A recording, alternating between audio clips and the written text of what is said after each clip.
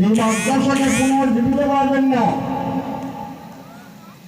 পাগড়ি আছে, পাঞ্জাবি আছে, লম্বা নামাজ পড়ে না, এই মাদ্রাসার অবস্থা হয়েছে, এই মাদ্রাসার অবস্থা হয়েছে। এই জন্য এই মাদ্রাসাকে জিন্দা করো।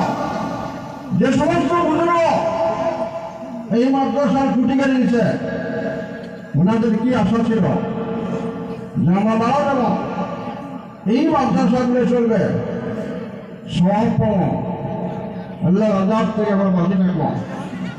আমরা পাবলিক 1 টাকা 2 টাকা 100 200 করে ধান দেয় কেন দেয়? ফলো করে নাজাতের জন্য, ফলো করে যেটা আল্লাহ জাহান্নামে না দেয়। কিন্তু আজকে দেখা যায় চালা হয় মাদ্রাসা পড়া নাই, মাদ্রাসা ছাত্র নাই। মানে আপনাদের কাছে অনুরোধ করলাম, আমরা সিনিয়র মানুষ হিসেবে, সিনিয়র আলেম হিসেবে, মুরব্বী হিসেবে এই জায়গা পার্শ্ববর্তী মাদ্রাসা মেহরবানি আছে, পার্শ্ববর্তী মেহরবানি ফরকানি আছে।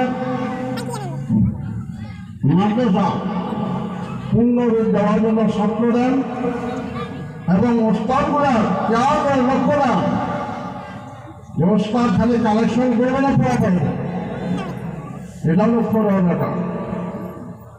আমরা ছাত্র দেওয়ার জন্য রাজ দিয়েছি, ছাত্র যেন মাদ্রাসার পূর্ণ পর্যায়ে উন্নতি আমলগুলো হয়। কথাটা অনেকের ভালো লাগবে, অনেকগুলো বেয়া লাগবে। টিচার মিটার আসলে মানুষ ঠিক হয় না, টিচার মিটার আসলে মানুষ ঠিক হয় না। কেন মাদ্রাসা অবস্থায় লোকাল মাদ্রাসা কেন বানিয়েছে?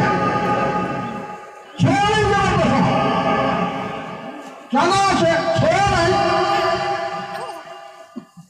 আসার কথা।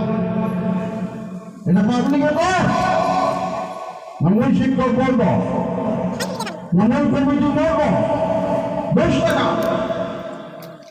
কেন আলাদা না? প্রত্যেকটা মানুষের হয়েছে মাদ্রাসা কে চালে যাবে?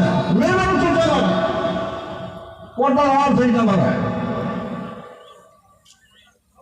এই জন্য অনুরোধ, এই মাদ্রাসা যাতে পূর্ণ রূপ পায়, মাদ্রাসা যাতে ছাত্র ভর্তি হয়, লেখাপড়া সুন্দর হয়, কমিটি লেভেলে, ওস্তাদ লেভেলে, অন্তত এই গানের প্রত্যেকটা মুরব্বী জোয়ান